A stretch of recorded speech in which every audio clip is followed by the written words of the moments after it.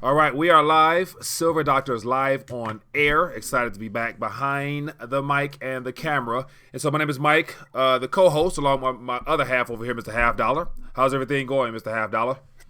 It's going good today, Mike. It's good to see you in the driver's seat today. Me riding passenger, so it's nice. I can stretch out, lean back my seat, and just enjoy the ride here. That's always nice to do. Yes, it is. And so before we dive any further, let's make sure everything is showing up okay from the viewer side. And if the audio's good and everything is good, definitely give us a thumbs up in the chat.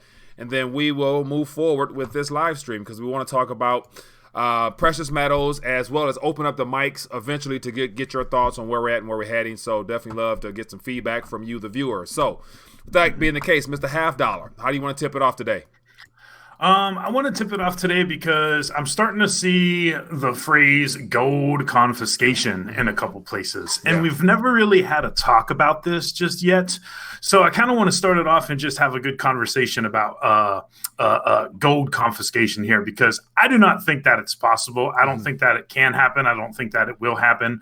And I'd like to present several reasons of why I think that. I'd also be interested in getting people's opinion in the chat. If they think it can happen, why? If they think it can't happen, why not? But I kind of want to start there. So if that sounds like a plan, I'm going to go over a few of these things. I don't know. I got about 10 or 11 things that I'm just thinking of. And I don't know if you want to stop me at any time or if you want me to go through them, or we'll just take it as it comes. How's that sound? Yeah, sounds good. So just as we moving forward, just checking in with the chat, and as I mentioned beforehand, due to the fact that Mr. Half Dollar is a different location, I'm not sure if it's the internet connection on my end or whatnot, but some people mentioned about you being a little blurry. So I hear you well, but you are a little blurry. So, but other than that, we're gonna make it work. So go ahead and lay out some points for us. Okay. Well, the first one is just the basic idea, just of in and of itself. Like looking at it from like an ethical and a moral standpoint, and like a just standpoint. Like, if a broke, corrupt, government is forcing more repression and, unjust laws on the people, are they even going to follow it anyway? That's just the first point. And the first point is that no, they're not going to follow it, right? Just kind of like when government imposes their will and says you can't sell raw milk, and guess what? People sell raw milk anyway, right? Yeah. The point is that from a standpoint, some people are going to say, I'm not going to follow that unethical or unjust law. Or executive order, or however it could be implemented. Yeah. That's just kind of like a side note there. Because just because the government says turn it in, that doesn't mean that people are going to turn it in, right? In fact, most people won't turn it in. Right. So let's get into a few of these reasons here. The first reason is it's kind of like a line in the sand, right? It's kind of like a line in the sand. And we think about lines in the sand. What is the one that people think about most? The Second Amendment, right? That's my line in the sand, right? I'm not turning in my guns. That's my line in the sand. I'm gonna fight for that, right? People say that, right? So I have a feeling that this is the same type of line in the sand. Like, no, I'm not going to turn in my gold. What, are they crazy? So that's just point number one. And that's just obvious, right? But point number two, or point number three, or whichever point I'm on now, fool me once, right? Fool me once, right? They tried this in 1933, right? Yeah. So there's that fool me once, shame on me, fool me twice, shame on you, or however the saying goes, right? Yeah. So here's the point with that. Gold bugs aren't stupid, right? Silver bugs aren't stupid, right? It's like, we know history, right? There's a reason that we purchase gold, and there's a reason that we purchase silver, and it's because we understand history, we understand fiat currency. So we're not just going to be like, oh yeah, we need to turn in our gold. The government says turn it in.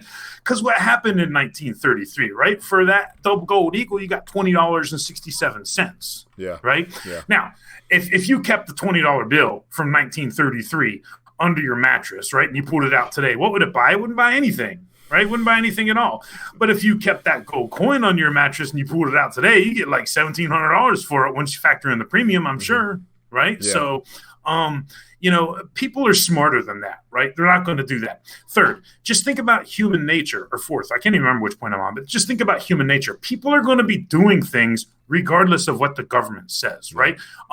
Prohibition's an example of that. Prostitution's an example of that. And those are like things that are arguably like not even good comparisons, apples to apples, because people can say, well, you're talking about illegal things. But here's the point. The point is just that just because the government says so doesn't mean that it's going to happen, right? And you think about the simplest terms in that, look at like speeding or don't text and drive and everything else, we're not stopping fully at a stop sign. Just because the government puts it in the law doesn't mean that it's going to happen and people are going to snap their fingers and turn in their gold.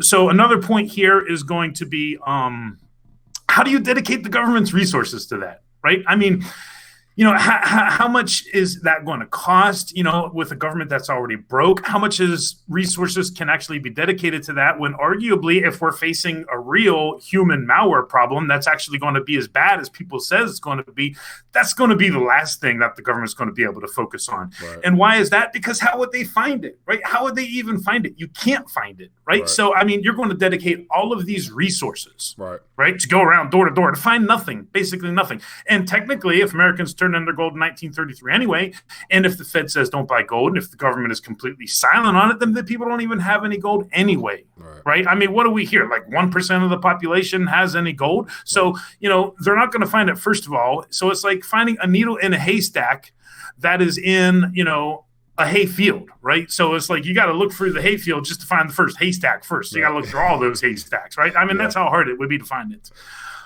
So another thing, what's it easier to confiscate, right? It's easier to confiscate digital assets. I'm using that term. I kind of belittled that term the other day, so I'm not going to belittle it right now, Mike. But digital assets, right? That's what's easy to confiscate, right? Somebody gets sued, they zap in your bank account and zap right out with that court order like nothing, but you can't get the gold, Mike. You can't get something that's in your hand, right? There's a reason why people say you can pry it out of my cold, dead hands. Yeah. There's a reason why that phrase is there.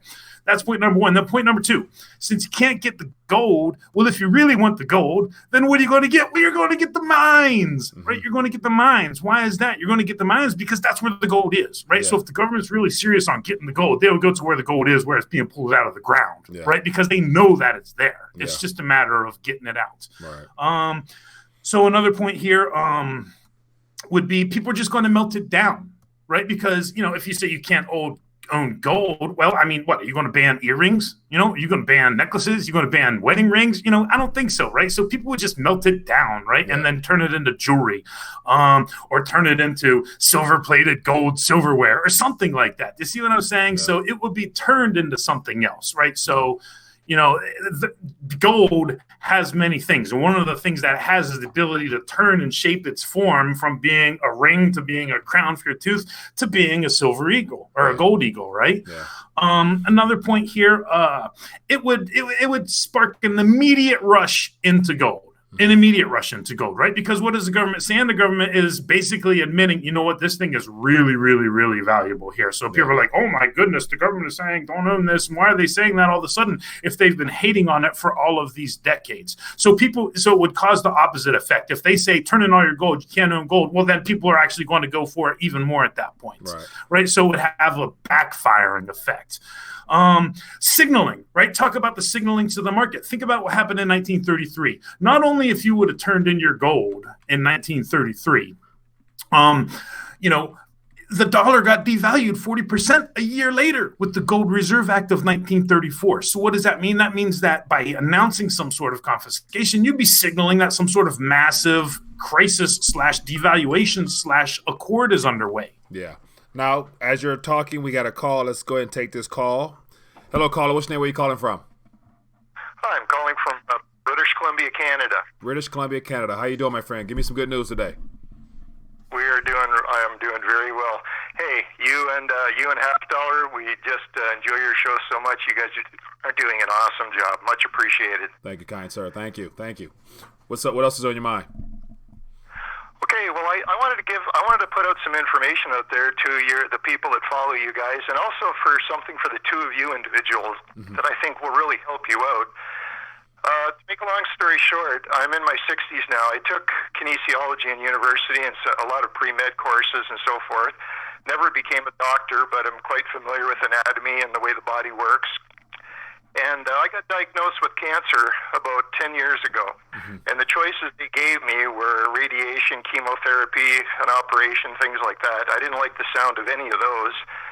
And I found out about something called colloidal silver water, which I had never heard about before. And as I studied and found out more information about it, I learned that pre-World War II, that's pretty much what all doctors in the United States and Canada gave to their patients before antibiotics came around. And of course, the reason antibiotics came around, the big pharma got involved, as we all know. A lot of soldiers had diseases, etc., and they knew that they could patent it and make a lot of money from it. Well, I just want your readers to know this stuff works. I'm cured totally of cancer.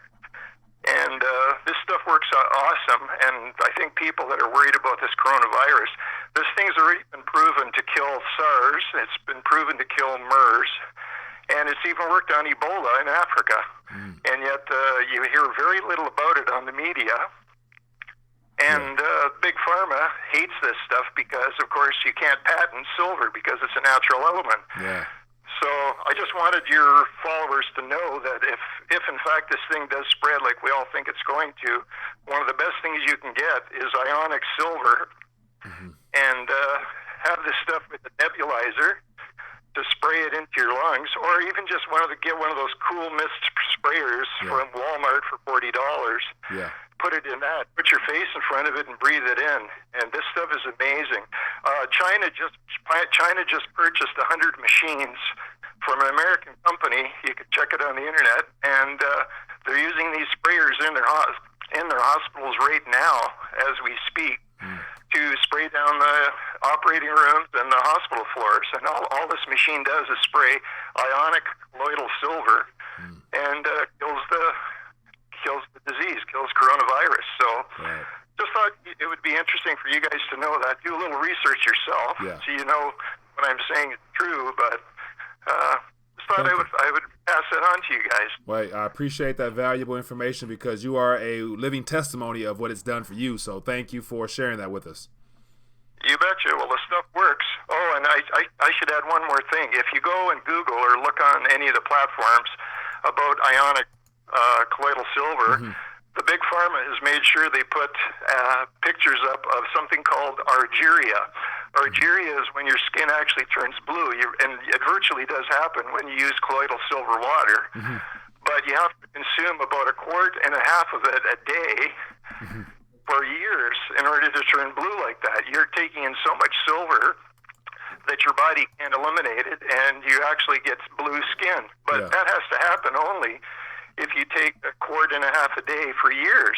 And you don't need to do that. You need about a spoonful or two a day of colloidal silver to keep you healthy and to kill these germs. So don't let that argyria scare you, because that's a bunch of baloney. I mean, if I drank 2 quarts of vodka or rum a day, I wouldn't have much of a liver or kidney left either. So kind of a comparison. All right. Well, hey, I appreciate you for calling in, and thanks for your insight, my friend. Be blessed. You betcha. You guys have a good rest of your day. Yep, you too. Mr. Half Dollar, that was some very interesting information there. That was great. I appreciate him calling in and, giving his story and about what happened there. And it's unfortunate because, and I'm talking, it's fortunate for him. It's unfortunate for the rest of us, because what happens is, like me, I am not the expert on colloidal silver. I'm not the expert on silver in medicine. I know that it is widely used in medicine, and even gold is being used more and more in medicine now, in biomedicine.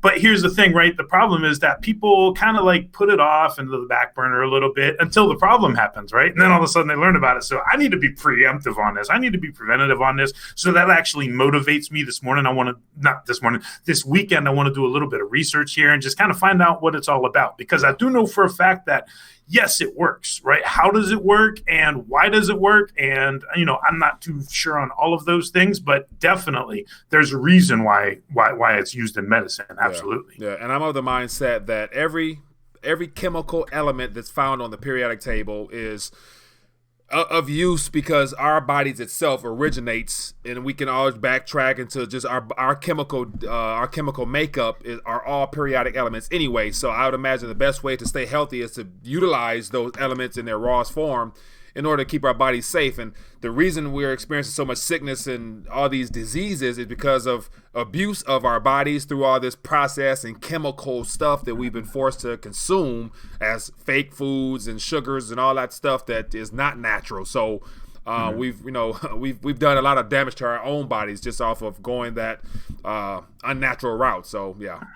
Yes, absolutely. I would agree with that wholeheartedly. It's like, you can't really, any kind of non-perishable food in the grocery store, you can barely buy anything that's just not loaded with, ingredients you can't even pronounce anymore. I mean, it really is off the chain. Oh my goodness. And I also agree with that about the pharmaceutical industry, right? Because, all those industries try and interfere when it comes to like natural stuff over the synthetic, right? Like think about like, kind of the war on hemp from the DuPont synthetic fibers industry, right? Yeah. So whenever there's something that is naturally occurring, right, if something can be made synthetically, right? So in this case, we're talking about pharmaceuticals, right? Yeah. So what we're talking about is they're going to push, they're going to lobby, and they're going to give politicians money to tilt that scale into their favor there. Right. But yeah, natural things, 9 times out of 10, in my opinion, is the better option. Right. I do agree.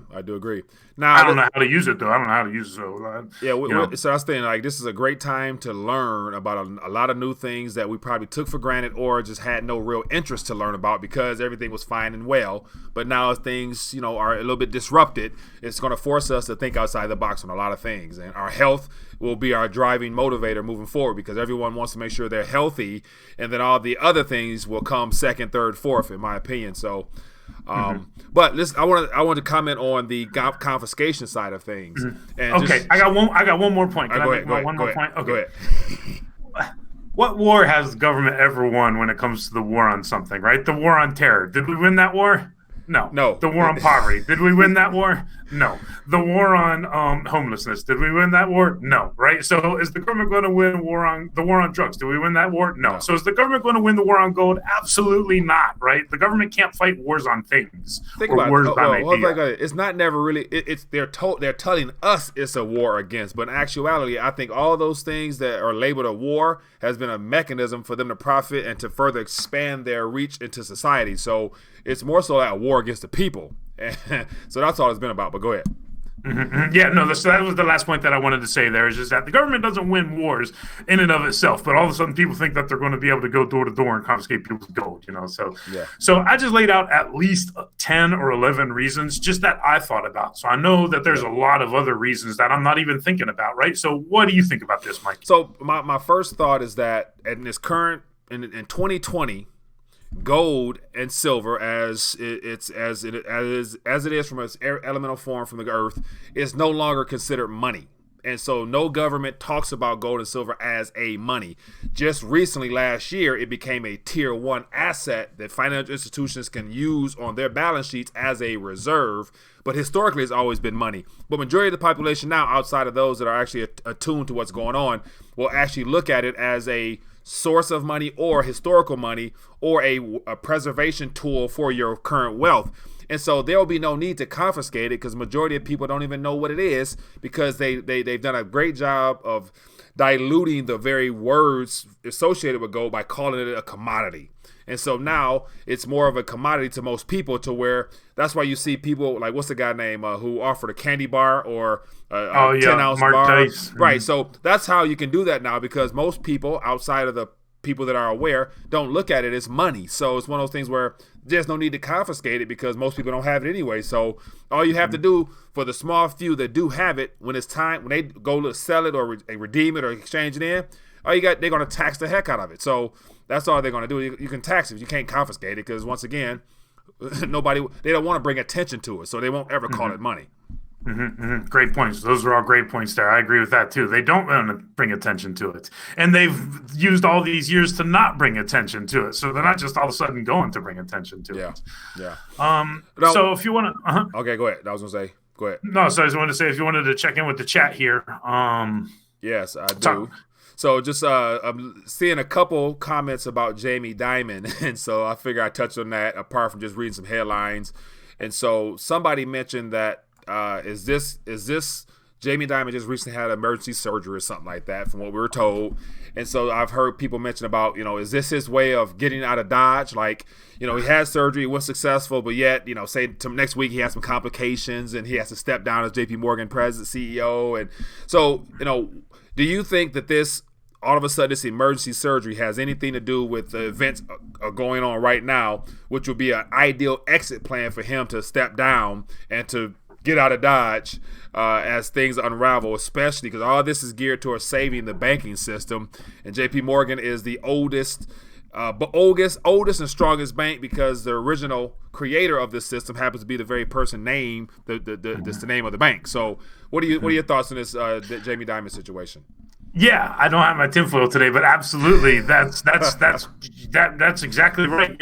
Because he would be the poster boy of this financial crisis in the banking system, right? Because Lloyd Blankfein's not at Goldman Sachs anymore, Yeah. right? So he was the other poster boy. So Jamie Dimon was the poster boy. So yeah, I mean, did he even have the surgery? I don't know. I mean, I would assume that he did. I guess I'm not sure. I mean, it could be true, it could be false, but yes, step down. No banker ever goes to jail. They're too big to fail. They're too big to jail. And then he bugs out to his, bunker out somewhere in Central America, and he's good, right? And he's good. So, because there's a lot of this human malware spreading around New York as well too. So, I think they called it. They didn't call it. It wasn't a. I can't remember what they called it, a dissection, but I wasn't or an intersection. I can't remember what it was called. I didn't look into it too much, but it basically was just a release saying he underwent emergency heart surgery and he's doing well and he's alert and he's recovering fine, right? So just generic release press statement. Yeah. Now let's for those that are watching, feel free to ask a question or give us a call. So right now I'm just this is going to be an open mic Friday, so I'm curious. Got a lot of things I want to just bounce out there to Mr. Half Dollar. And so one of my thoughts is the repo market activity. We commented on it a little bit yesterday. And so it looks like the equities markets are down.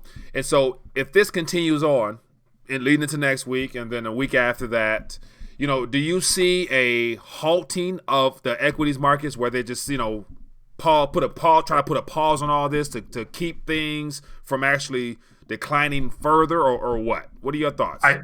I do. And actually, I think you're spot on right there. And I haven't even thought about it until you just said something. But back in September of 2001, they closed down the markets, right? And what did they have? Well, I mean, the towers went down in New York City, right? Yeah. So, I mean, it was pretty obvious at that point. But guess what? Now you got human malware going around in New York City. Oh, we got the other perfect excuse for something localized to shut down these markets for a couple weeks, right? So absolutely, it could happen. Yeah. And it's going to get much worse over the weekend because I think over the weekend, people so far have been going about their lives just kind of like oblivious, pretty much. The few people who know were realizing just how low stocked these shelves are and that there really aren't 3 days worth of supply stocked up in these shelves. There might be 3 hours stocked up on store shelves, but the people who know, they've just are starting to wipe out the stores already. But the point is that, if we're talking about something that is this serious, it's already in New York. They got the perfect cover for it anyway, because over the weekend, I have a feeling it's going to get much, much worse, right? We're now starting to see these schools getting closed down on the West Coast, right? Schools in California, schools in Washington, so it's slowly, and it's on both coasts right now, and it's moving inward. So, I think that, in fact, not only would it not surprise me, but I would kind of expect it at some point. Yeah, and so here's the thing: like, if the last time the markets came to a halt because of a national emergency, at any moment, once Trump truly admits that this has already been a national emergency and stop downplaying it and acting like $8.3 billion worth of funds will actually do anything, because once again, where can you throw that $8.3 billion at that will bring about something of value if everything is halted? There's no real true production of anything.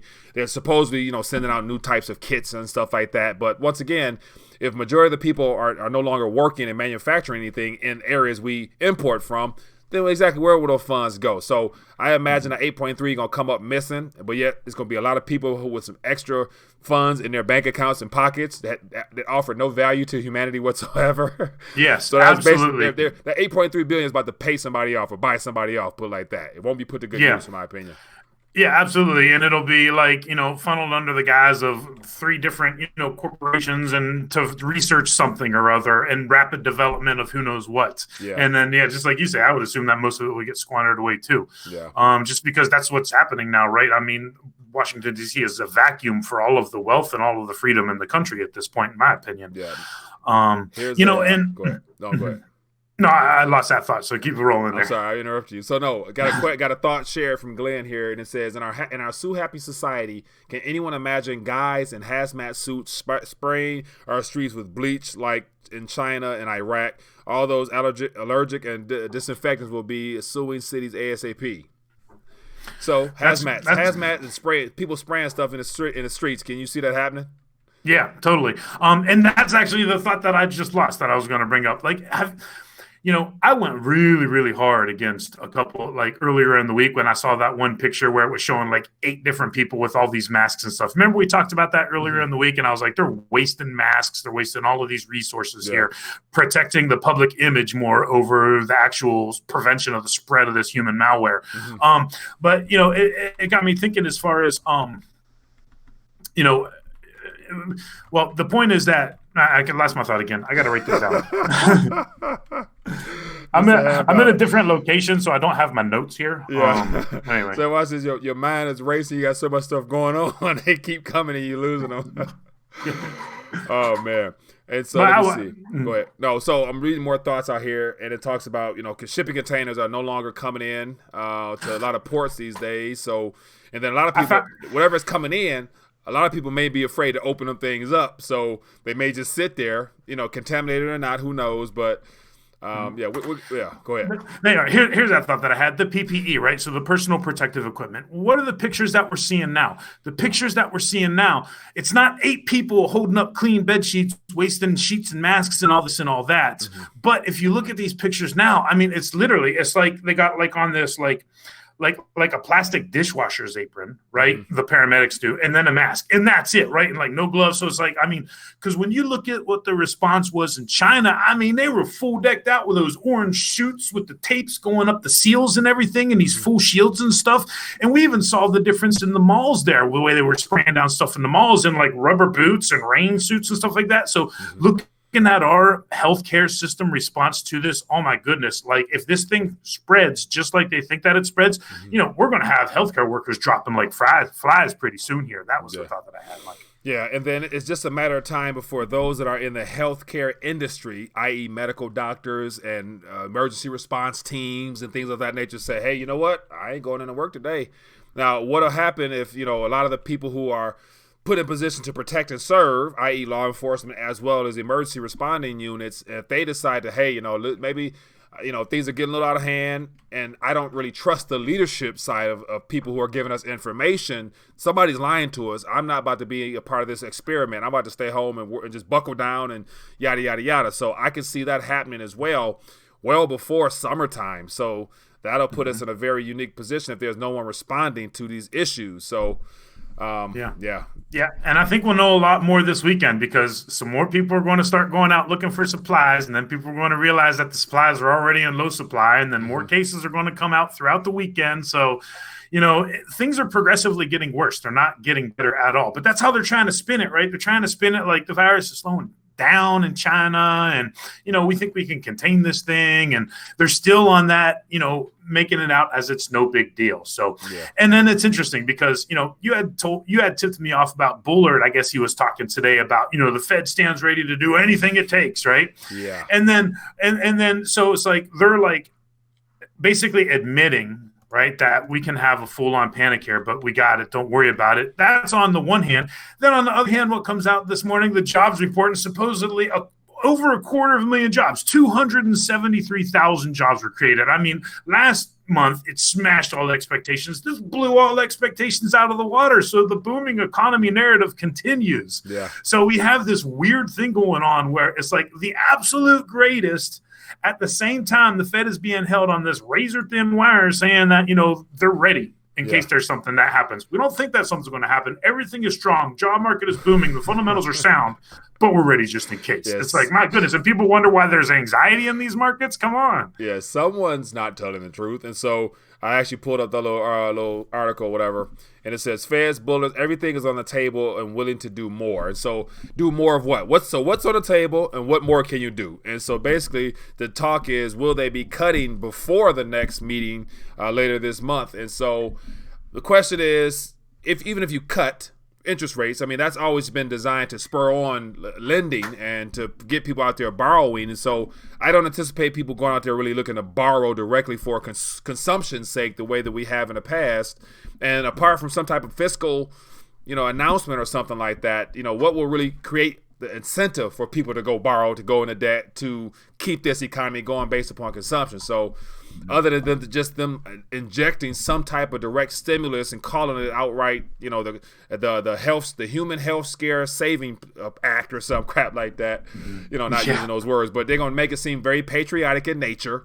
And then everybody might get a little increase in some reserves and their own personal holdings. But then again, once again, what are you going to do with that? You're going to go buy some more goods to preserve yourself. So, some goods that are, in limited supply, right? So you put unlimited money at limited supply, and then we got this collapse that we know is coming with the hyperinflationary death spiral there, Right. So, like I guess it was Andrew Yang, the one that came up with the freedom dividend. So something like that, right? But if you think about it, a direct fiscal policy injection like that, direct helicopter money, for lack of better words, that's something that is not that hard to accomplish, right? That's something that can easily be done. And then just getting the money directly into the people's hands, into the system, because it's coming, right? Because you got kids that are not in school. So what's going on with the parents? You got teachers that aren't in school. You got people that aren't going to restaurants. I saw a statistic yesterday that showed 150,000 hotel reservations in Seattle had been canceled. And then you got Larry Kudlow on CNBC this morning talking about how,